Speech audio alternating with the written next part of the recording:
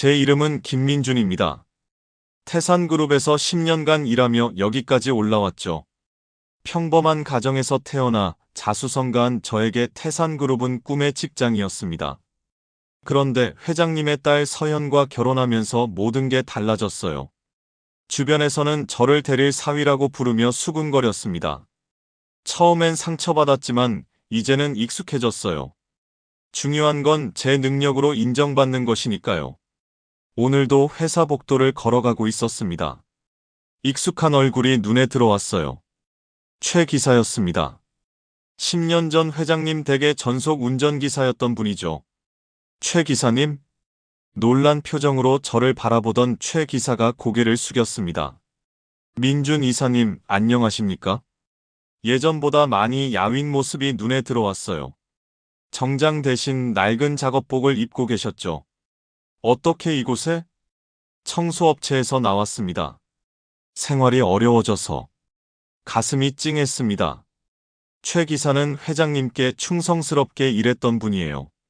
그런데 갑자기 해고당했다는 소문만 들었을 뿐 자세한 사정은 몰랐습니다. 아드님은 어떠세요? 예전에 아프시다고. 최 기사의 얼굴이 어두워졌어요. 여전히 병원에 다니고 있습니다. 수술비가 많이 들어서 더 이상 묻지 못했습니다. 제 지갑에서 현금을 꺼내 조용히 건넸어요. 이걸로 당장 필요한 것들 해결하세요. 최 기사가 눈물을 글썽였습니다. 이사님, 이런 은혜를 어떻게 갚아야 할지. 갚을 생각은 마세요. 예전에 저희 가족 잘 돌봐주신 것도 있고요. 그런데 최 기사가 주머니에서 작은 USB를 꺼냈습니다. 이사님, 이건 돈으로 갚을 수 있는 은혜가 아닙니다. USB를 제 손에 쥐어주며 말했어요. 10년 전 제가 왜 갑자기 해고당했는지 궁금하지 않으셨습니까? 심장이 빨리 뛰기 시작했습니다. 뭔가 중요한 이야기가 시작되는 느낌이었어요. 이 안에 모든 답이 있습니다. 하지만 조심하세요. 알면 안 될 것들이 담겨 있거든요. 최 기사는 그 말을 남기고 급히 자리를 떠났습니다. 제 손에는 작은 USB만 남았어요. 사무실로 돌아와 USB를 컴퓨터에 꽂았습니다. 그런데 암호를 요구하는 창이 떴어요. 여러 번 시도해봤지만 열리지 않았습니다. 밤늦게까지 암호를 추측해봤어요. 회장님 생일, 서현의 생일, 태산그룹 창립일. 모두 틀렸습니다. 집에 돌아와서도 USB 생각만 했어요. 서현이 제 표정이 이상하다며 물어봤지만 아무 말도 할 수 없었습니다. 최 기사가 왜 갑자기 해고당했을까? 그리고 이 USB에는 정말 무엇이 담겨 있는 걸까? 잠자리에 누워서도 계속 생각났습니다. 10년 전 최 기사의 갑작스런 해고. 그때 회장님 댁에 무슨 일이 있었던 걸까요? 새벽까지 잠들지 못했습니다. USB 속 비밀이 제 인생을 바꿀 것 같은 불안한 예감이 들었거든요. 이틀째 밤, 드디어 암호를 찾았습니다. 최 기사의 아들 이름이었어요. 태영. 그가 가장 소중하게 여기는 이름을 암호로 썼던 거죠. USB가 열리자 제 눈앞에 충격적인 내용들이 펼쳐졌습니다. 첫 번째 폴더, 비자금 내역. 회장님이 오랜 기간 빼돌린 돈의 흐름이 자세히 기록되어 있었어요. 수십억 원 규모의 거대한 규모였습니다. 두 번째 폴더는 더욱 충격적이었어요. 박태수 관련 자료라는 제목이었습니다. 박태수? 처음 들어보는 이름이었어요. 그런데 파일을 열어보니 제 입이 떡 벌어졌습니다. 출생신고서, 학교 졸업장, 해외 송금 내역. 모든 서류에 박성철의 아들 박태수라고 적혀 있었어요. 회장님께 아들이 또 있다고요? 준영 형님 외에? 손이 떨렸습니다. 더 자세히 살펴봤어요. 박태수는 준영 형님보다 3살 어렸습니다. 그런데 기록을 보니 미국에서 유학 중이라고 되어 있어요. 그 유학비와 생활비가 모두 회장님의 비자금에서 나갔더군요.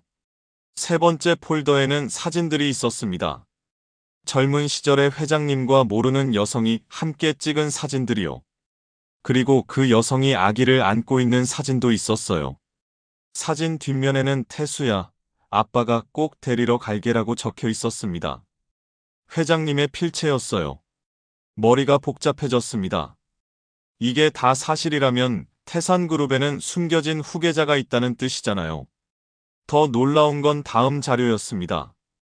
최근 몇 년간의 국제전화 통화 기록이었어요. 회장님이 미국에 한 번호로 정기적으로 전화를 했더군요. 통화 상대는 태수였습니다. 이게 정말일까? 혼자 중얼거렸어요. 믿기지 않았습니다. 마지막 폴더를 열었을 때 제 심장이 멈출 뻔했어요. 귀국 계획서라는 제목의 파일이었습니다. 박태수가 내년 초에 한국으로 돌아올 예정이라고 적혀 있었어요. 그리고 그 옆에는 충격적인 메모가 있었습니다. 준영이에게는 비밀로 할 것. 태수가 돌아온 후 후계 구도 재정비 예정. 제 등에 식은땀이 흘렸습니다. 준영 형님은 아무것도 모르고 있다는 뜻이잖아요. 새벽이 되어서야 컴퓨터를 끌 수 있었습니다. 너무나 충격적인 내용들이었어요. 집으로 향하는 길에 계속 생각했습니다. 이 모든 게 사실이라면 태산그룹에는 엄청난 비밀이 숨겨져 있는 거야. 그리고 준영 형님은 아무것도 모르고 있고. 서연에게 말해야 할까요? 하지만 이런 내용을 어떻게 믿겠어요? 자기 아버지에 대한 이야기인데 말이에요. 집에 들어서니 서연이 기다리고 있었습니다. 여보, 요즘 왜 이래? 뭔가 고민이 있어 보여. 서연의 맑은 눈을 바라보니 마음이 더 무거워졌어요. 이 모든 진실을 알게 되면 서연은 얼마나 충격받을까요? 아니야, 별일 아니야. 거짓말을 할 수밖에 없었습니다. 아직은 확신이 서지 않았거든요. 더 자세히 알아봐야겠다고 생각했어요. 잠자리에 누워서도 잠이 오지 않았습니다. USB 속 내용들이 계속 머릿속을 맴돌았어요. 만약 이 모든 게 사실이라면 태산그룹과 저희 가족의 운명이 완전히 바뀔 수도 있겠다는 생각이 들었습니다. 며칠을 고민한 끝에 결심했습니다. 서연에게 말해야겠다고요. 아무리 충격적인 내용이라도 부부 사이에 비밀은 있을 수 없으니까요. 저녁 식사 후 서연과 단둘이 거실에 앉았습니다. 서연아, 너에게 말해야 할 게 있어. 서연이 진지한 제 표정을 보더니 소파에 바로 앉았어요. 무슨 일이야? 그렇게 심각하게. USB를 꺼내 보여주며 천천히 설명했습니다. 최 기사와의 만남, USB 속에 담긴 내용들, 그리고 박태수라는 인물에 대해서 말이에요. 처음에는 조용히 듣고 있던 서연의 표정이 점점 굳어갔습니다. 여보, 지금 농담하는 거지? 농담이 아니야. 내가 직접 확인했어. 서연이 갑자기 일어났어요. 말도 안 되는 소리야. 아빠가 그런 분이 아니라고.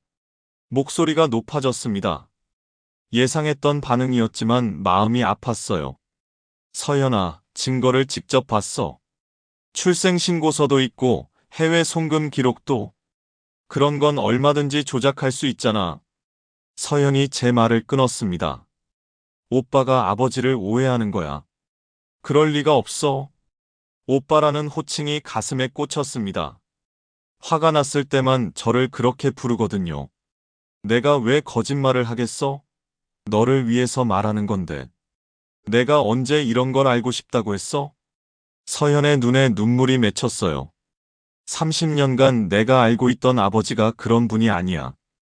아버지는 정직하고 성실한 분이라고. 제 마음도 답답했습니다. 이해하고 싶지 않은 서연의 마음도 이해했지만 진실을 외면할 수는 없잖아요. 그럼 이 모든 자료가 다 거짓이라는 거야? 그럴 수도 있지. 서연이 소리쳤어요. 결혼한 이후 처음 보는 모습이었습니다. 누가 아버지를 모함하려고 만든 것일 수도 있잖아. 오빠도 혹시 누군가에게 이용당하는 건 아니야? 그 말에 제 가슴이 먹먹해졌어요. 아내가 저를 의심하고 있다는 게 믿기지 않았습니다. 서연아, 나를 그렇게 생각해? 지금 상황에서 뭘 어떻게 생각해? 서연이 방으로 들어가 버렸습니다. 문을 세게 닫는 소리가 집안을 울렸어요. 혼자 거실에 남은 저는 한참을 멍하니 앉아 있었습니다. 진실을 말했는데 오히려 의심을 받게 되다니요. 다음 날부터 서현과의 대화가 줄어들었습니다. 아침에 인사를 나누고 저녁에 수고했어라는 말 정도만 했어요. 회사에서도 마음이 편하지 않았습니다. 준영 형님을 볼 때마다 복잡한 감정이 들었어요. 형님은 아무것도 모르고 계시는데 저만 이 비밀을 알고 있다는 게 부담스러웠습니다. 일주일이 지났지만 서현은 여전히 차가웠어요. 저녁에 집에 들어가면 서현은 이미 잠자리에 들어있곤 했습니다. 어느 날 밤 화장실에서 나오는데 서현이 거실에 앉아 있었어요. 눈이 빨갛게 부어 있었습니다. 서현아, 오빠 정말 확실해? 작은 목소리로 물었어요. 응, 내가 여러 번 확인했어. 서현이 고개를 숙였습니다. 만약에, 정말 만약에 그게 사실이라면 우리는 어떻게 해야 하지? 처음으로 서현이 가능성을 인정하는 말이었어요. 하지만 그 목소리에는 절망감이 섞여 있었습니다. 일단 더 자세히 알아봐야겠어. 혼자서는 한계가 있으니까. 그럼 다른 사람도 알게 되겠네. 서현의 걱정이 이해되었습니다. 이런 비밀이 밖으로 새어나가면 태산그룹 전체가 흔들릴 테니까요. 조심스럽게 할게. 약속해. 그날 밤 오랜만에 서현과 한 침대에서 잤습니다. 하지만 둘 다 말없이 천장만 바라봤어요.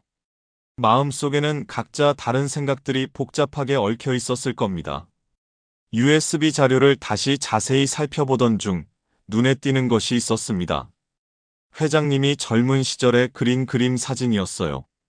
풍경화였는데 오른쪽 아래 구석에 태수라는 서명이 선명하게 보였습니다. 회장님의 필체가 분명했어요. 회장님이 그림을 그리셨나? 지금까지 회장님이 그림을 그리신다는 얘기는 한 번도 들어본 적이 없었습니다. 서연에게 물어봐도 모른다고 했어요. 그림을 자세히 보니 제법 수준이 높아 보였습니다. 전문적인 느낌도 났어요. 혹시 이 그림이 지금도 어딘가에 있을까요? 이틀 동안 회장님 댁을 수소문해봤지만 그런 그림은 없다고 했습니다. 그럼 어디에 있을까요? 문득 떠오른 곳이 있었어요. 회장님의 개인 서재였습니다. 회사 임원진도 함부로 들어갈 수 없는 곳이죠.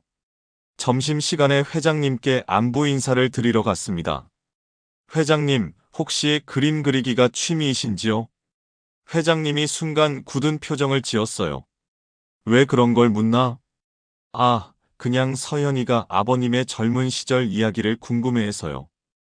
회장님은 아무 말씀 없이 서류를 보셨습니다. 뭔가 꺼리시는 것 같았어요. 그 후 며칠간 기회를 엿보다가 드디어 찬스가 왔습니다. 회장님이 출장을 가신 날이었어요. 비서실에 업무 관련 자료를 가져다 달라고 부탁했습니다. 그런데 자료가 회장님 서재에 있다고 하더군요. 서재에 들어가자 한쪽 벽면에 액자들이 걸려 있었어요. 대부분 가족 사진이었는데 그 사이에 풍경화 하나가 눈에 들어왔습니다. 바로 USB에서 본 그 그림이었어요. 가까이 가서 보니 태수라는 서명이 그대로 있었습니다. 그런데 뭔가 이상했어요. 액자 뒤쪽이 조금 두꺼워 보였거든요. 주변을 살펴보니 다른 액자들과 확실히 달랐습니다. 혹시 뒤에 뭔가 숨겨진 게 있을까요? 조심스럽게 액자를 벽에서 떼어냈습니다. 그리고 뒷판을 열어보니 제 예상이 맞았어요. 오래된 사진 한 장이 테이프로 붙어 있었습니다. 사진을 떼어내는 순간 심장이 쿵쿵 뛰었어요. 젊은 시절의 회장님과 아름다운 여성이 함께 찍은 사진이었거든요. 여성은 임신한 상태였습니다. 배가 많이 불러 있었어요. 그리고 두 사람이 너무나 행복해 보였습니다.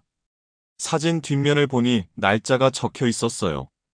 1992년 5월. 그리고 사랑하는 미영이와 함께라는 글씨도 보였습니다. 1992년이면 박태수가 태어나기 직전이겠네요. 그럼 이 여성이 박태수의 어머니인 거죠. 그런데 이상한 점이 있었어요. 1992년이면 회장님은 이미 현재의 부인인 이영자 씨와 결혼한 상태였거든요. 준영 형님이 1989년생이니까 말이에요. 그럼 회장님이 불륜을 저지른 건가? 머리가 복잡해졌습니다. 사진 속 두 사람은 정말 사랑하는 사이로 보였거든요. 급히 사진을 다시 액자 뒤에 붙이고 원래 자리에 걸어두었습니다. 그리고 필요한 자료를 챙겨 나왔어요. 사무실로 돌아와서 곰곰이 생각해봤습니다. 미영이라는 여성과 회장님의 관계, 그리고 박태수의 존재. 이 모든 것들이 연결되면서 하나의 그림이 그려지기 시작했어요. 회장님에게는 정말로 숨겨진 아들이 있었던 거죠. 그런데 왜 그 사실을 숨기고 계신 걸까요? 그리고 박태수의 어머니인 미영은 지금 어디에 있을까요? 집에 돌아가는 길에 결심했습니다.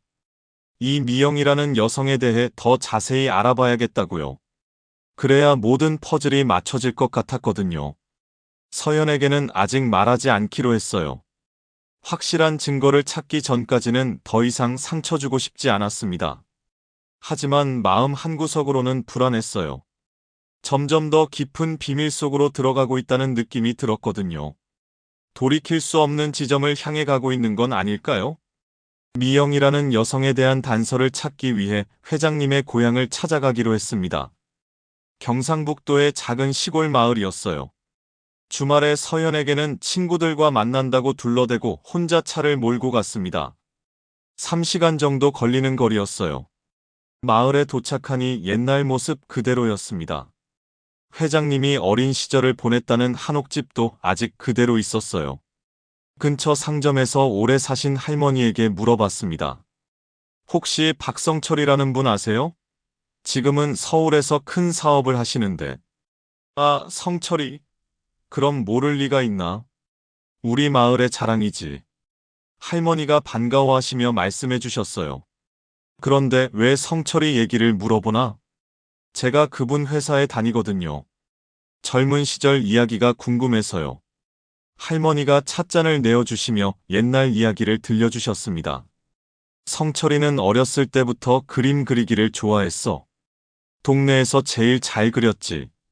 역시 그림을 그리셨던 거네요. 대학 가서도 미술 공부했다고 들었는데 그 후로는 소식이 뜸했지.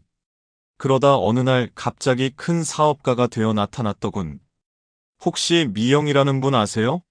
성철 씨와 친했던. 할머니의 표정이 갑자기 어두워졌어요. 미영이를. 왜 그 아이 얘기를? 뭔가 있다는 느낌이 들었습니다. 그냥 궁금해서요. 할머니가 한숨을 쉬며 말씀하셨어요. 미영이는 이 마을 아이가 아니었어. 서울에서 내려온 화가였지. 성철이 대학교 후배라고 했나? 화가였다고요? 응. 그림 모델도 하고 그랬다던데. 참 예쁜 아이였어. 미영이 화가였고 그림 모델까지 했다니. 이제 조금씩 퍼즐이 맞춰지기 시작했어요. 그 두 분이 연인이었나요? 할머니가 고개를 끄덕이셨습니다. 서로 무척 사랑했지. 온 마을 사람들이 다 알 정도였으니까. 그럼 왜 헤어지게 된 건가요? 할머니의 얼굴이 더욱 어두워졌어요. 성철이 집안에서 반대했거든. 미영이가 집안 배경이 좋지 않다고 해서. 가슴이 답답해졌습니다. 그래서 어떻게 됐어요? 성철이는 집안이 정해준 여자와 결혼했고 미영이는 그때 임신 중이었는데 혼자 떠났어. 바로 이영자 씨와의 결혼을 말하는 거겠죠. 임신? 응. 성철이 아이를 임신했었다고. 그런데 집안에서 쫓아낸 거야. 제 손이 떨렸습니다. 박태수의 어머니 이야기가 분명했어요. 그 후에는 어떻게 되었나요? 모르겠어. 소식이 없었거든. 아마 서울로 올라갔을 거야. 할머니가 옛날을 그리워하는 눈빛으로 말씀하셨어요. 성철이도 참 불쌍했어. 진짜 사랑하는 사람과 헤어져야 했으니까. 제 마음이 무거워졌습니다. 회장님에게도 이런 아픈 과거가 있었던 거네요. 그런데 이상한 건 결혼하고 몇 년 후에 성철이가 혼자 마을에 온 적이 있었어.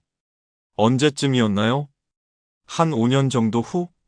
그때 성철이가 우리 집에서 일했던 순덕이한테 물어봤거든. 뭘 물어봤는데요? 미영이 소식을 아냐고. 그런데 순덕이도 모른다고 했지. 할머니가 잠깐 멈추더니 말을 이었어요. 그때 성철이 표정이 참 안쓰러웠어. 뭔가 후회하는 것 같았거든. 혹시 그 순덕이라는 분 지금도 계세요? 저기 언덕 위 파란 지붕집에 살아. 한번 찾아가 보렴. 할머니께 감사 인사를 드리고 순덕 할머니 댁을 찾아갔습니다. 순덕 할머니는 80이 넘어 보이셨지만 정신은 또렷하셨어요. 성철이 얘기?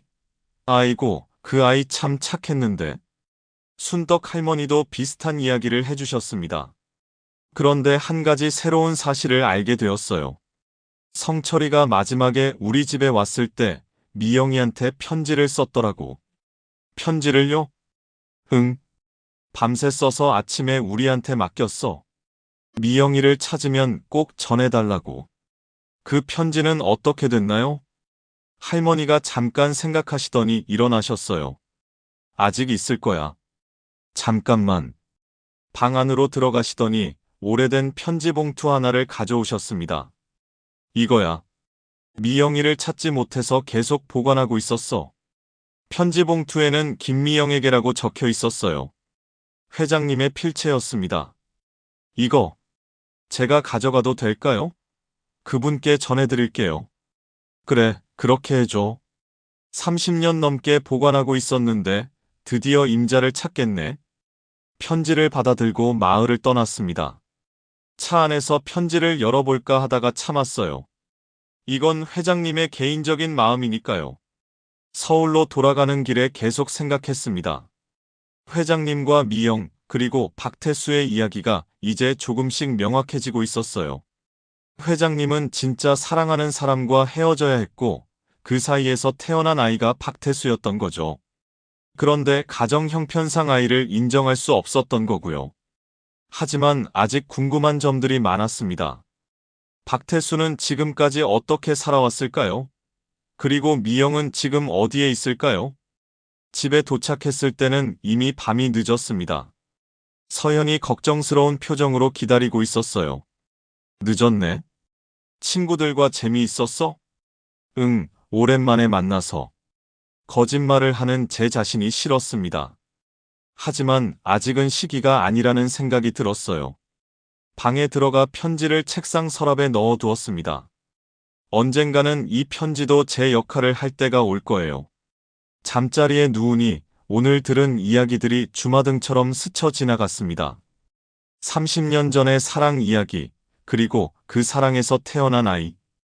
이제 다음 단계로 넘어가야겠다고 생각했어요. 박태수와 미영에 대해 더 자세히 알아봐야겠습니다. 그래야 이 모든 퍼즐의 마지막 조각을 찾을 수 있을 테니까요. 다음 날 회사에서 인사팀에 가서 오래된 직원 명단을 확인했습니다. 혹시 미영과 관련된 정보가 있을까 해서요. 그런데 뜻밖의 발견을 했습니다. 1990년대 초 회장님 댁 직원 명단에 김미영이라는 이름이 있었어요. 직책은 가정교사였습니다. 가정교사? 그럼 미영이 회장님 댁에서 일했다는 뜻인가? 더 자세히 살펴보니 김미영은 1991년부터 1992년까지 약 1년간 근무했다고 되어 있었어요. 그리고 갑자기 사직했다고 나와 있었습니다. 1992년이면 박태수가 태어난 해죠. 이제 상황이 더 명확해졌어요. 미영은 회장님의 집에서 가정교사로 일하면서 회장님과 사랑에 빠졌던 거예요. 그리고 임신을 하게 되었지만 가정 사정상 쫓겨날 수밖에 없었던 거죠. 그런데 또 다른 의문이 생겼습니다. 그럼 미영이 가정교사로 있을 때 가르쳤던 아이는 누구였을까요? 파일을 더 뒤져보니 답이 나왔어요. 당시 집에 있던 아이는 박준영이었습니다. 그런데 이상한 점이 있었어요.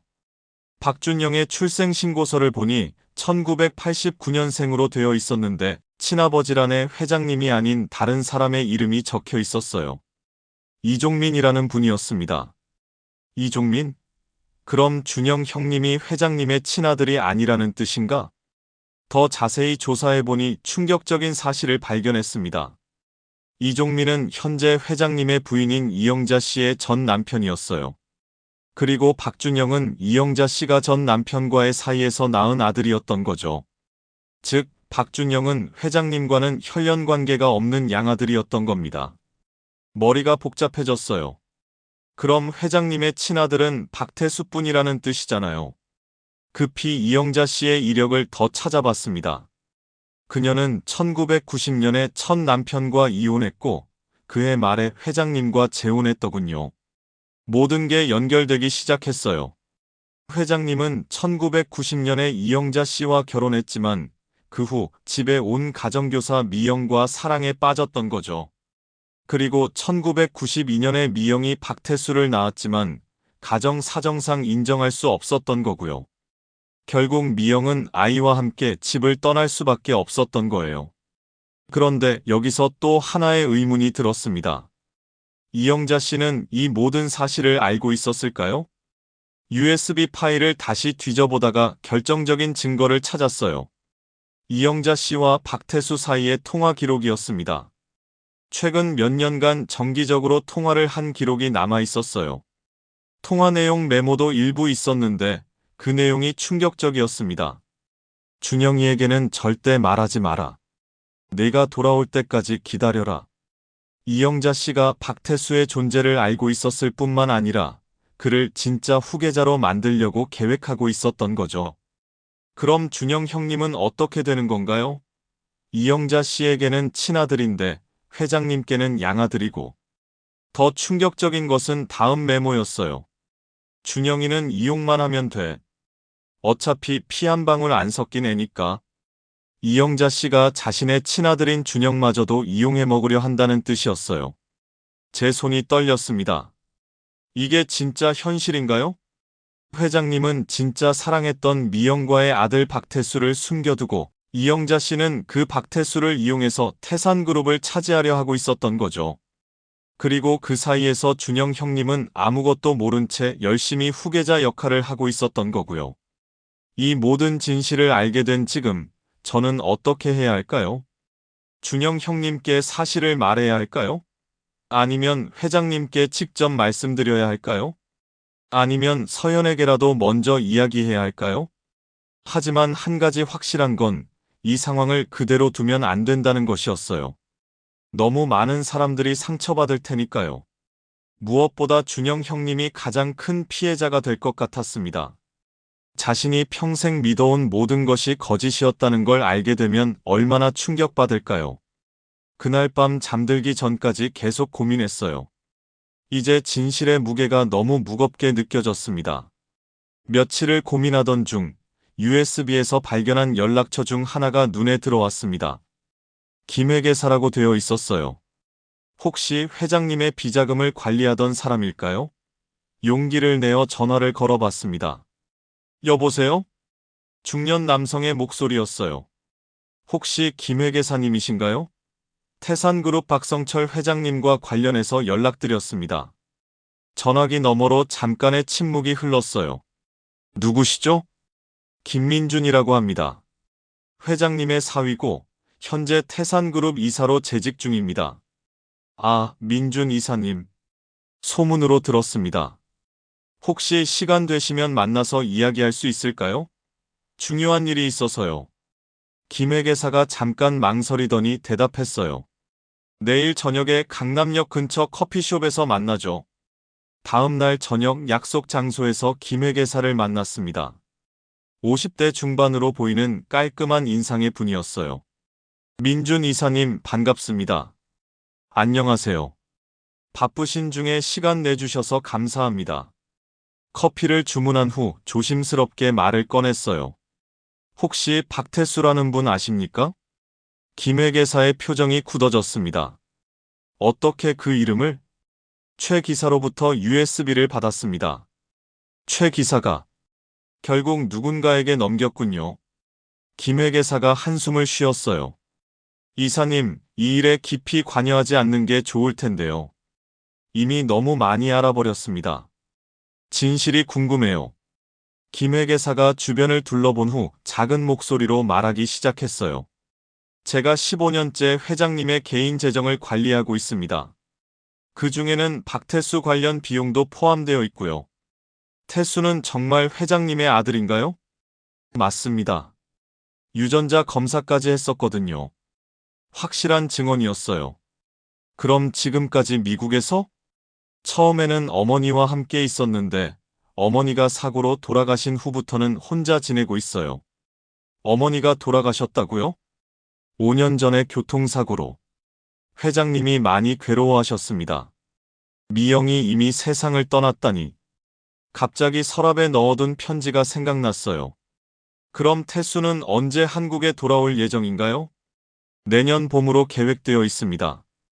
회장님이 직접 후계자로 발표할 생각이신 것 같아요. 그럼 준영 이사는 어떻게 되는 건가요? 김회계사가 난처한 표정을 지었어요. 그건 제가 말할 수 있는 부분이 아닙니다. 혹시 이영자 사모님이 이 사실을 아시나요? 당연히 아시죠. 오히려 사모님이 더 적극적입니다. 적극적이라고요? 김회계사가 잠깐 망설이더니 말했어요. 사모님이 태수를 후계자로 만들기 위해 여러 가지 계획을 세우고 계세요. 어떤 계획요? 준영 이사의 약점을 만들거나 스캔들을 터뜨리거나. 소름이 돋았어요. 이영자 씨가 자신의 친아들을 그렇게 이용하려 한다니요. 왜 그런 짓을 하는 건가요? 태수가 진짜 후계자가 되면 사모님의 권력이 더 커지겠죠. 준영 이사는 어차피 양아들이니까 나중에는 밀려날 거고요. 모든 것이 계산된 음모였던 거네요. 이사님, 조언하자면 이 일에서 손을 떼세요. 너무 위험합니다. 김회계사가 진심 어린 목소리로 말했어요. 하지만 준영 형님이 너무 불쌍해요. 아무것도 모르고 계시잖아요. 그래도 함부로 개입하면 이사님만 다칠 수 있어요. 김회계사와 헤어진 후 집으로 향했습니다. 머릿속이 복잡했어요. 이제 모든 그림이 완성되었습니다. 회장님과 미영의 사랑, 박태수의 존재, 이영자 씨의 음모, 그리고 준영 형님의 위기. 하지만 김회계사의 말대로 섣불리 개입하기에는 너무 위험한 상황이었어요. 그래도 한 가지 확실한 건 더 이상 방관할 수는 없다는 것이었습니다. 너무 많은 사람들이 상처받을 테니까요. 집에 도착해서 서연을 보니 마음이 더 무거워졌어요. 이 모든 진실을 알게 되면 서연은 어떤 기분일까요? 하지만 이제는 숨길 수 없을 것 같았어요. 곧 모든 것이 수면 위로 드러날 테니까요. 그날 밤 잠들기 전에 다시 한번 결심했습니다. 준영 형님을 지켜드려야겠다고요. 그리고 서연에게도 진실을 말해야겠다고요. 다음 날부터 이영자 사모님의 행동을 주의 깊게 관찰하기 시작했습니다. 김회계사가 말한 계획이 무엇인지 알아내야 했거든요. 며칠 후 기회가 왔습니다. 회장님이 출장을 가신 날이었어요. 이영자 사모님이 자주 가시는 미용실 앞에서 기다렸습니다. 마침 사모님이 미용실에서 나오시더니 누군가와 전화를 하기 시작했어요. 멀리서 들었지만 중요한 내용 같았습니다. 준영이한테는 절대 말하면 안 돼. 역시 준영 형님에 관한 이야기였어요. 태수가 돌아올 때까지만 참아. 그때가 되면 모든 게 달라질 거야. 박태수에 대한 이야기도 나왔습니다. 사모님이 차에 타시자 멀찍이 따라갔어요. 그리고 한 카페 앞에 차를 세우시더군요. 카페 안을 보니 젊은 남자가 혼자 앉아 있었습니다. 사모님이 그에게 다가가는 것을 봤어요. 혹시 저 사람이? 가까이 가서 확인해 보니 정말 박태수였습니다. USB에서 본 사진과 똑같은 얼굴이었어요. 벌써 한국에 들어온 거였나?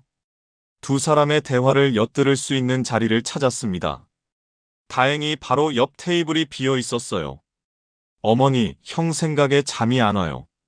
박태수가 이영자 사모님을 어머니라고 부르네요. 걱정 마. 곧 모든 게 해결될 거야. 하지만 형은 아무것도 모르잖아요. 너무 잔인한 거 아닌가요? 태수야, 우리가 살아남으려면 어쩔 수 없어. 준영이는 어차피 남의 아들이야. 소름이 돋았어요.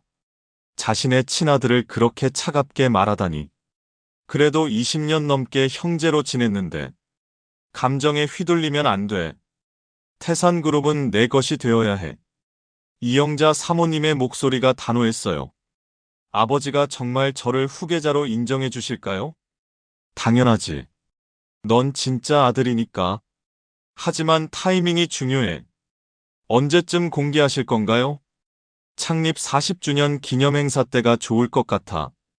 그때 준영이의 비리를 함께 폭로하면 더 효과적이고. 형의 비리요? 몇 가지 만들어놨어. 횡령, 성추행, 뇌물수수. 언론에 흘리면 큰 스캔들이 될 거야. 제 주먹이 불끈 쥐어졌어요. 준영 형님을 완전히 매장시키려는 계획이었던 거네요. 하지만 그건 거짓이잖아요. 박태수도 당황하는 것 같았어요. 거짓이든 진실이든 중요하지 않아. 사람들이 믿으면 그만이니까. 어머니, 이런 식으로 하면 나중에 후회하지 않을까요?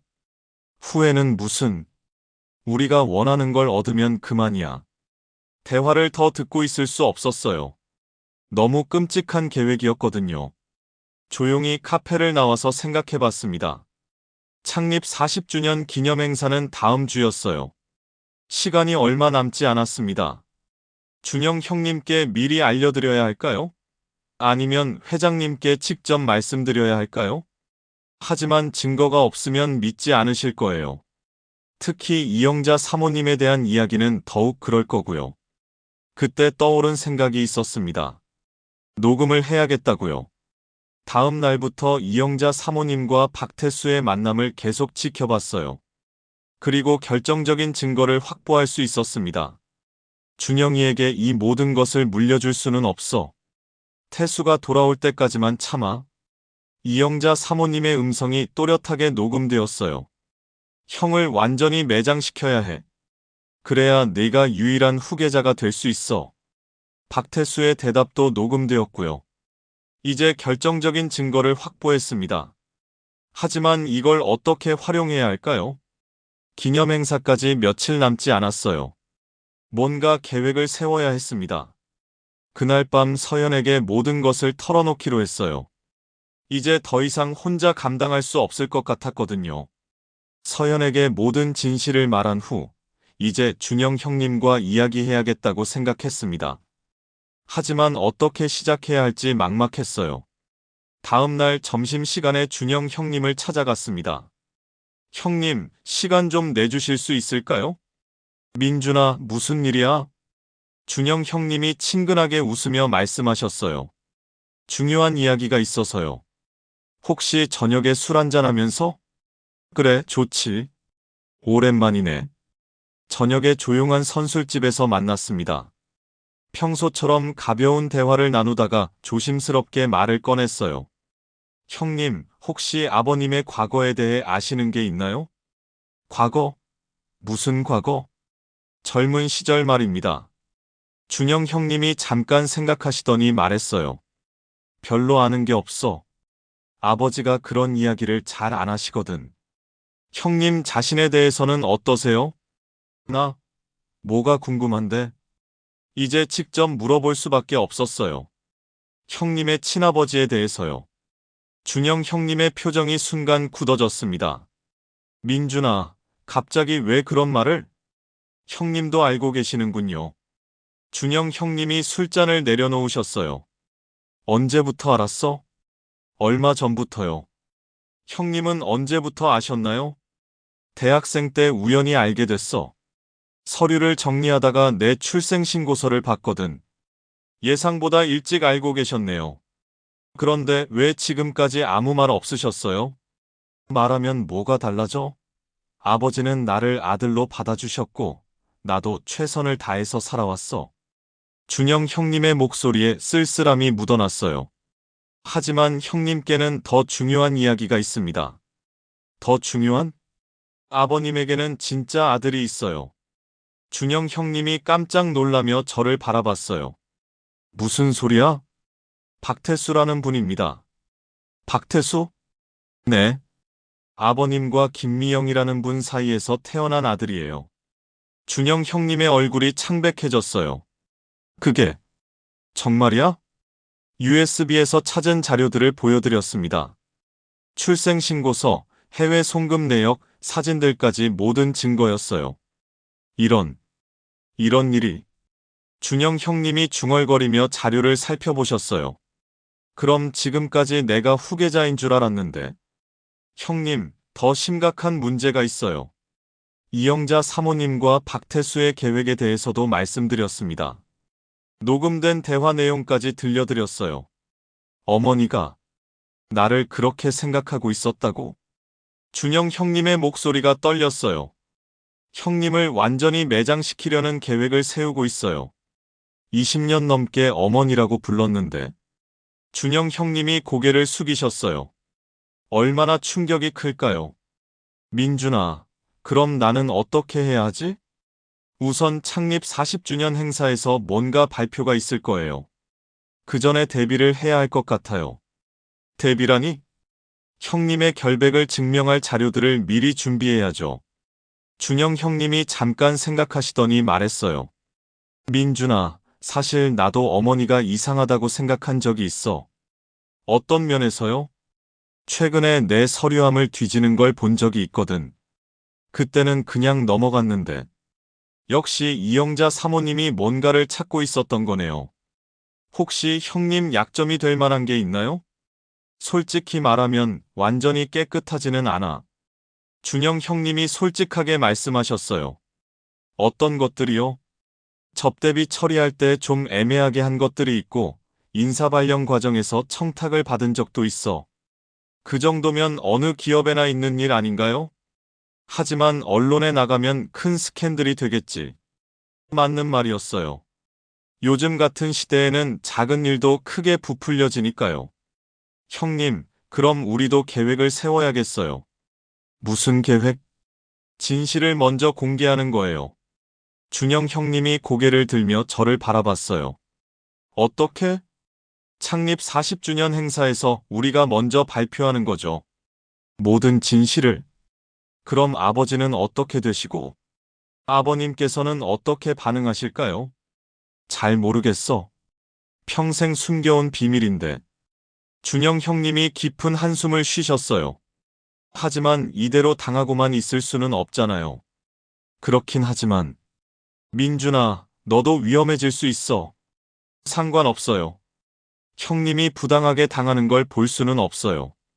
준영 형님이 제 어깨를 두드리셨어요. 고마워, 민준아. 진짜 가족보다 더 가족 같구나. 형님도 저에게 그런 존재예요. 우리는 그날 밤 늦게까지 계획을 세웠습니다. 창립 40주년 행사에서 어떻게 진실을 공개할지, 어떤 증거를 제시할지 말이에요. 집에 돌아가는 길에 준영 형님이 말씀하셨어요. 민준아, 사실 나는 태산그룹 후계자가 아니어도 괜찮아. 형님, 20년 넘게 부담으로 살아왔거든. 이제 자유로워질 수 있을 것 같아. 준영 형님의 얼굴에 오히려 평온한 표정이 떠올랐어요. 하지만 부당하게 매장당할 수는 없죠. 그래, 그건 막아야지. 우리는 악수를 나누고 헤어졌습니다. 이제 며칠 후 모든 것이 결판날 예정이었어요. 집에 들어가니 서연이 기다리고 있었습니다. 형님과 이야기는 어떻게 됐어? 다 말했어. 형님도 우리 편이야. 그럼 이제 정말 시작이네. 서연의 목소리에도 긴장감이 묻어났어요. 걱정되지 않아? 물론 걱정돼. 하지만 진실은 밝혀져야 해. 서연이 제 손을 꼭 잡았어요. 이제 우리 부부도 하나가 된 느낌이었습니다. 창립 40주년 기념 기자회견 당일이 드디어 왔습니다.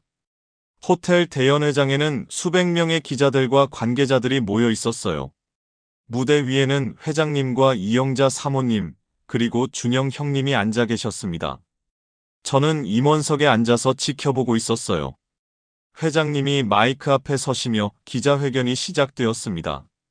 오늘은 태산그룹 창립 40주년을 맞아 중요한 발표를 하려고 합니다. 기자들의 플래시가 번쩍번쩍 터졌어요. 그동안 제가 태산그룹을 이끌어올 수 있었던 것은 가족과 임직원 여러분의 도움 덕분이었습니다. 회장님의 목소리가 떨리는 것 같았어요. 긴장하고 계신 게 느껴졌습니다. 오늘 저는 태산그룹의 미래를 위해 중대한 결정을 발표하고자 합니다. 바로 그때였어요. 연회장 뒤쪽 문이 열리면서 박태수가 들어왔습니다. 기자들이 웅성거리기 시작했어요. 누가 저 젊은 남자인지 궁금해하는 것 같았습니다. 이영자 사모님이 박태수를 보더니 만족스러운 표정을 지었어요. 계획대로 진행되고 있다고 생각하는 것 같았습니다. 회장님도 박태수를 보시더니 잠깐 멈추셨어요. 예상하지 못한 등장이었나 봅니다. 저는 오늘 제 아들 박준영을 태산그룹의 정식 후계자로 발표하려고 했습니다. 준영 형님이 고개를 숙이셨어요. 우리의 계획을 실행해야 할 때가 다가오고 있었습니다. 하지만 그 전에 회장님이 말을 멈추시며 박태수를 바라보셨어요. 박태수가 천천히 무대 앞으로 걸어왔습니다. 그리고 마이크를 향해 말했어요. 죄송합니다. 제가 할 말이 있어서요.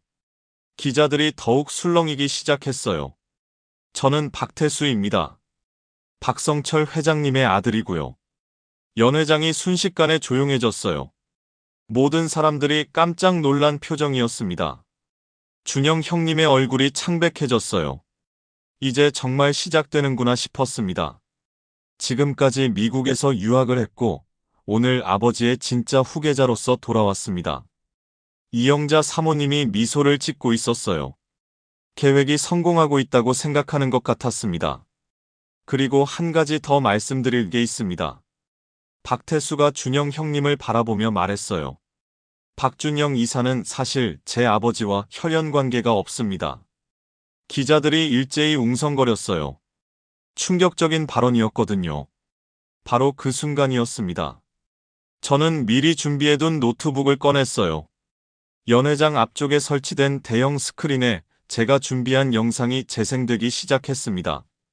이영자 사모님과 박태수가 카페에서 나눈 대화 영상이었어요. 준영이에게는 절대 말하면 안 돼. 형을 완전히 매장시켜야 해. 거짓이든 진실이든 중요하지 않아. 사람들이 믿으면 그만이니까. 연 회장이 순식간에 아수라장이 되었습니다. 이영자 사모님의 얼굴이 새하얗게 변했어요. 박태수도 당황한 표정으로 스크린을 바라봤습니다. 기자들은 카메라를 들이대며 질문을 쏟아내기 시작했어요. 사모님, 이 대화가 사실입니까? 박태수 씨, 준영 이사를 매장시키려 했다는 게 사실인가요? 회장님은 이 모든 사실을 알고 계셨나요? 회장님이 마이크를 잡으시며 간신히 질서를 잡으려 하셨어요. 잠깐요. 설명을 드리겠습니다. 하지만 기자들의 질문은 멈추지 않았습니다. 이영자 사모님이 갑자기 일어나더니 연 회장 밖으로 나가려 했어요. 하지만 기자들이 둘러싸서 막았습니다. 박태수도 어쩔 줄 몰라 했어요. 자신들의 음모가 모든 사람들 앞에서 폭로된 거니까요. 준영 형님이 일어나서 마이크 앞에 서셨어요. 저는 박준영입니다. 방금 모든 분들이 보신 대로 저는 이런 음모의 피해자였습니다. 연 회장이 조금씩 조용해졌어요. 저는 20년 넘게 태산그룹의 일원으로 최선을 다해 일했습니다. 비록 혈연 관계는 없지만 진심으로 이 회사를 위해 노력해왔어요. 준영 형님의 목소리가 떨렸지만 당당했습니다. 하지만 이런 식으로 저를 매장시키려는 음모는 용납할 수 없습니다. 기자들이 준영 형님의 말에 집중하고 있었어요. 회장님이 다시 마이크를 잡으셨습니다. 모든 것이 제 잘못입니다. 저의 과거를 숨기려다가 이런 일이 벌어졌습니다. 회장님의 목소리에 후회가 묻어났어요. 기자회견은 예상과 완전히 다른 방향으로 흘러갔습니다. 진실이 밝혀지면서 모든 것이 뒤바뀌었거든요. 기자회견장의 혼란이 절정에 달했을 때 저는 두 번째 준비물을 꺼냈습니다. 미리 복사해둔 서류 뭉치였어요. 이영자 사모님이 준영 형님을 모함하기 위해 조작한 가짜 증거들이었습니다. 기자 여러분, 잠깐만 보세요. 제가 일어나서 서류를 들어 보였어요. 이것들은 이영자 사모님이 준영 이사를 모함하기 위해 미리 준비한 가짜 증거들입니다. 서류에는 준영 형님의 횡령 의혹, 성추행 의혹, 뇌물수수 의혹 등이 자세히 적혀 있었어요. 이 모든 것들이 오늘 발표될 예정이었습니다. 기자들이 더욱 흥분하며 카메라를 들이댔어요. 이영자 사모님이 제 쪽을 노려봤습니다. 완전히 계획이 망가진 거죠. 김민준, 당신이 어떻게 감히? 사모님이 소리쳤어요. 사모님, 제가 준영 형님을 지켜야죠. 가족이니까요. 준영 형님이 저를 바라보며 고개를 끄덕이셨어요. 회장님이 서류를 받아보시더니 얼굴이 굳어졌어요. 영자야, 이게 정말 네가 만든 거야? 여보, 그게 아니라. 이영자 사모님이 변명하려 했지만 이미 늦었어요. 박태수도 어머니를 바라보며 실망한 표정을 지었습니다. 어머니, 정말 이런 짓을 하신 거예요? 태수야, 이건 우리를 위한 거였어. 이런 식으로 형을 해치려 했다니. 박태수의 목소리에도 충격이 묻어났어요. 기자들은 계속해서 질문을 쏟아냈습니다. 사모님, 이 모든 계획을 언제부터 세우셨습니까? 박태수 씨도 이 계획을 알고 계셨나요? 회장님은 정말 모르고 계셨던 건가요? 이제 세 번째 카드를 써야 할 때였습니다. 제가 주머니에서 오래된 편지를 꺼냈어요. 30년 전 회장님이 미영에게 쓴 편지였습니다. 회장님, 이건 아버님이 30년 전에 쓰신 편지입니다. 회장님이 편지를 보시더니 손이 떨리기 시작했어요. 이걸 어디서? 고향에서 찾아왔습니다. 미영 씨에게 전하려던 편지죠. 회장님이 편지를 받아들고 읽기 시작하셨어요. 그리고 눈물이 흘러내렸습니다. 미영아, 미안하다. 회장님이 중얼거리셨어요. 기자들이 더욱 관심을 보였습니다. 회장님, 미영이라는 분이 누구십니까? 박태수 씨의 어머니인가요? 회장님이 고개를 끄덕이셨어요. 그렇습니다. 미영은 제가 정말 사랑했던 사람이었습니다. 그럼 현재 부인과는 어떤 관계였나요? 영자와 결혼한 후에 미영을 만났습니다. 그리고 사랑에 빠졌어요. 회장님의 고백에 연회장이 조용해졌어요. 하지만 가정이 있는 상황에서 미영을 지킬 수 없었습니다. 그래서 그녀는 태수를 데리고 떠났어요. 박태수가 아버지를 바라보며 말했어요. 어머니는 5년 전에 돌아가셨습니다. 알고 있다, 태수야. 아버지가 정말 미안하다. 회장님과 박태수가 처음으로 부자의 정을 나누는 모습이었어요.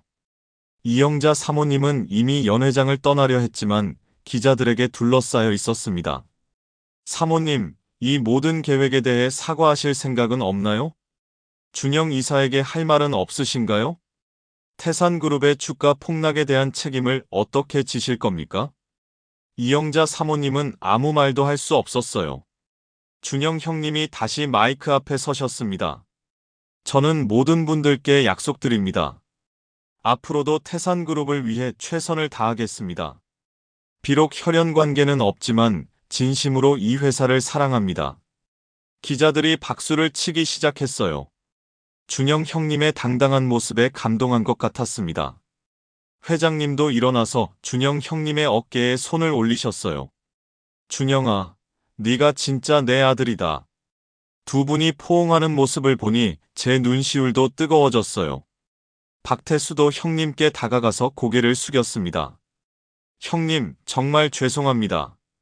제가 어리석었어요. 태수야, 너도 피해자야. 걱정 마. 준영 형님이 박태수를 일으켜 세우며 말씀하셨어요. 기자회견은 예상과 완전히 다른 결말로 끝났습니다. 진실이 밝혀지면서 모든 것이 제자리를 찾은 거죠. 기자회견이 끝난 후 며칠간은 정말 힘든 시간이었습니다. 언론에서는 연일 태산그룹의 비리와 이영자 사모님의 음모에 대해 보도했어요.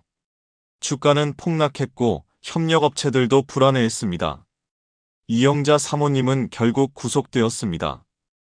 횡령과 모함, 위증 등 여러 혐의였어요. 박태수는 미국으로 돌아가겠다고 했습니다. 형님, 저는 한국에 있을 자격이 없는 것 같아요. 왜 그런 소리를 해? 너도 우리 가족이야. 준영 형님이 만류했지만 박태수의 의지는 굳었어요. 어머니 때문에 형님께 너무 큰 상처를 드렸어요. 그건 내 잘못이 아니야. 하지만 박태수는 끝내 미국행을 선택했습니다. 회장님도 모든 책임을 지고 회장직에서 물러나겠다고 발표하셨어요. 제가 평생 숨겨온 비밀 때문에 회사가 큰 피해를 입었습니다. 이사회에서 만류했지만 회장님의 결심은 변하지 않았어요. 준영이가 이제 모든 것을 책임질 때가 되었습니다. 갑자기 준영 형님이 회장이 되신 거죠. 하지만 상황은 여전히 어려웠습니다. 주가는 계속 떨어지고 있었고 경영진에 대한 불신도 컸어요. 준영 형님은 밤낮 없이 일하시며 회사를 정상화시키려 노력하셨습니다. 민준아, 네가 도와줘야 해. 형님, 제가 뭘 도와드릴 수 있을까요? 부사장으로 승진해서 나와 함께 회사를 이끌어가자. 갑작스러운 제안이었어요. 하지만 제가 그런 자리에 너만큼 믿을 만한 사람이 없어. 이번 일로 확실히 알았거든. 결국 저는 태산그룹의 부사장이 되었습니다. 회장님은 조용한 곳에서 여생을 보내고 계셨어요. 가끔 찾아뵈면 많이 늙으신 모습이었습니다. 민준아, 준영이 잘 도와줘. 걱정 마세요, 아버님. 그리고 서연이도 잘 보살펴주고.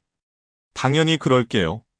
서연은 이 모든 일 후에 더 성숙해진 것 같았어요. 여보, 우리가 옳은 일을 한 거 맞지? 물론이야. 진실을 밝히는 게 맞는 일이었어. 그래도 아버지가 너무 힘들어 하시는 것 같아서 시간이 해결해 줄 거야. 태산그룹은 천천히 회복되기 시작했습니다. 준영 형님의 진심 어린 경영과 직원들의 노력 덕분이었어요. 언론도 점차 긍정적인 시각으로 보도하기 시작했어요. 특히 준영 형님의 리더십에 대해 호평이 많았습니다. 이영자 사모님은 1심에서 징역 3년을 선고받았어요. 항소했지만 받아들여지지 않았습니다. 박태수는 미국에서 가끔 연락을 보내왔어요. 형님, 저는 여기서 새로운 시작을 하려고 해요. 좋은 일이야. 응원할게. 언젠가 당당하게 돌아가서 형님께 인사드릴게요. 1년이 지나자 태산그룹은 완전히 다른 회사가 되어 있었어요. 투명한 경영, 윤리적 운영, 직원들을 위한 복지. 모든 것이 새로워졌습니다. 주가도 사상 최고치를 기록했어요. 위기를 기회로 바꾼 거죠. 준영 형님은 정말 훌륭한 경영자가 되셨어요. 민준아, 내 덕분이야. 무슨 말씀을 하세요? 형님의 능력이죠. 아니야.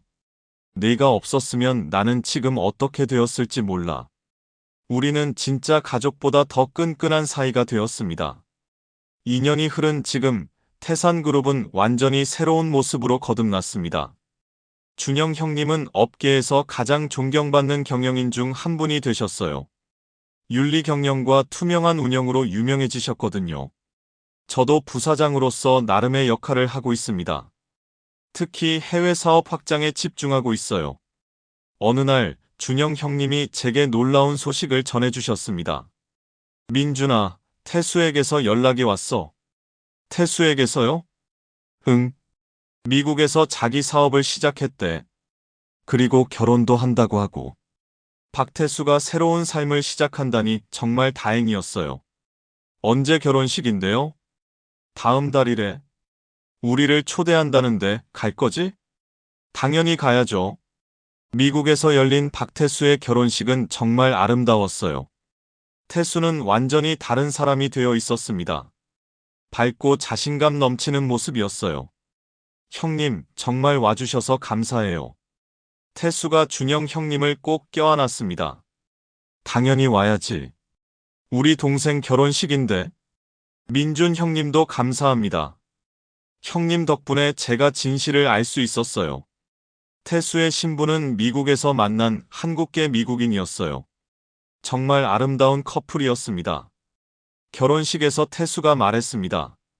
저는 한때 잘못된 길을 걸을 뻔했어요. 하지만 진짜 가족이 무엇인지 깨닫게 해준 형님들 덕분에 새로운 삶을 시작할 수 있게 되었습니다. 모든 하객들이 박수를 쳤어요. 한국으로 돌아와서도 좋은 소식이 계속 이어졌습니다. 회장님께서 건강을 많이 회복하셨다는 소식이었어요. 요즘은 고향에서 그림을 그리며 평온하게 지내고 계신다고 했습니다. 아버지가 요즘 그림을 많이 그리신대.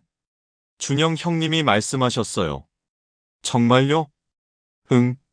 젊은 시절의 꿈을 다시 찾으신 것 같아. 얼마 후 회장님이 직접 연락을 주셨어요. 민준아, 시간 되면 한번 놀러와. 네, 아버님.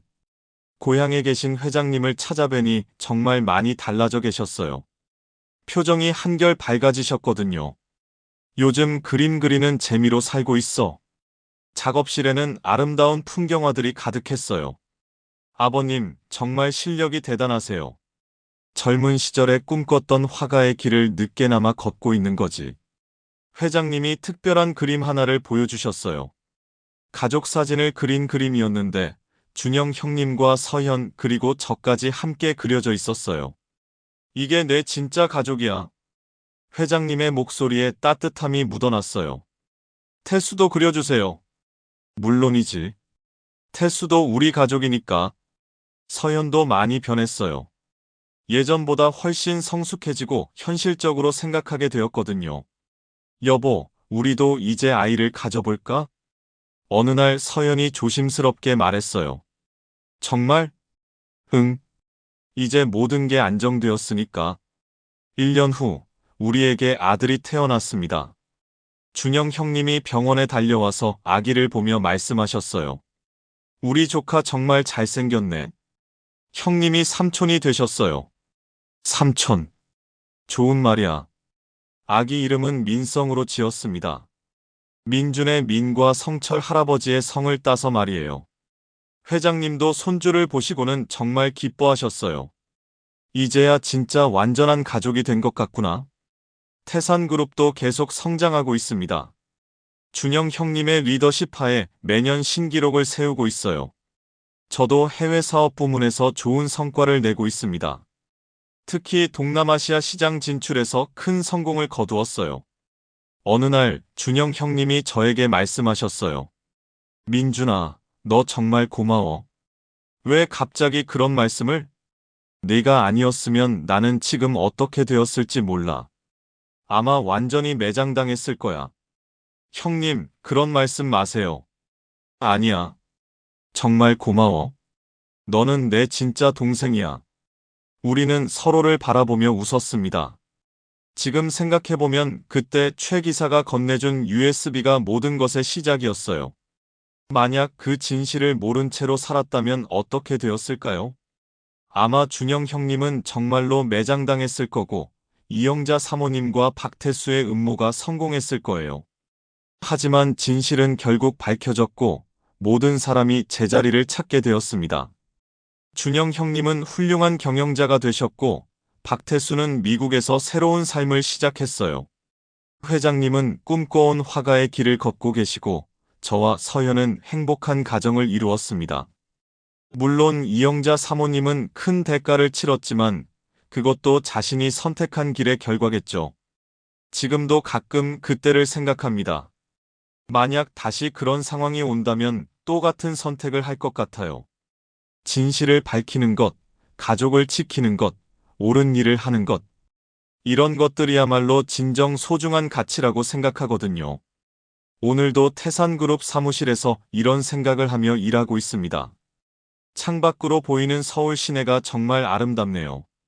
앞으로도 이 회사와 이 가족을 위해 최선을 다할 겁니다. 그것이 저에게 주어진 사명이라고 생각하거든요. 이제야 진짜 새로운 시작이라는 생각이 듭니다. 모든 비밀이 밝혀지고 모든 사람이 진실을 알게 된 지금 말이에요. 앞으로 우리 가족에게는 어떤 일들이 기다리고 있을까요? 분명히 좋은 일들만 있을 거라고 믿습니다. 왜냐하면 우리는 서로를 진심으로 아끼고 사랑하는 진짜 가족이 되었거든요. 그리고 그것이 바로 이 모든 일들을 겪으며 얻은 가장 소중한 선물이라고 생각합니다. 오늘 이야기가 좋으셨다면 구독과 댓글, 알림 설정 잊지 마시고 소중한 댓글 하나가 큰 힘이 됩니다. 시청해주셔서 진심으로 감사드립니다.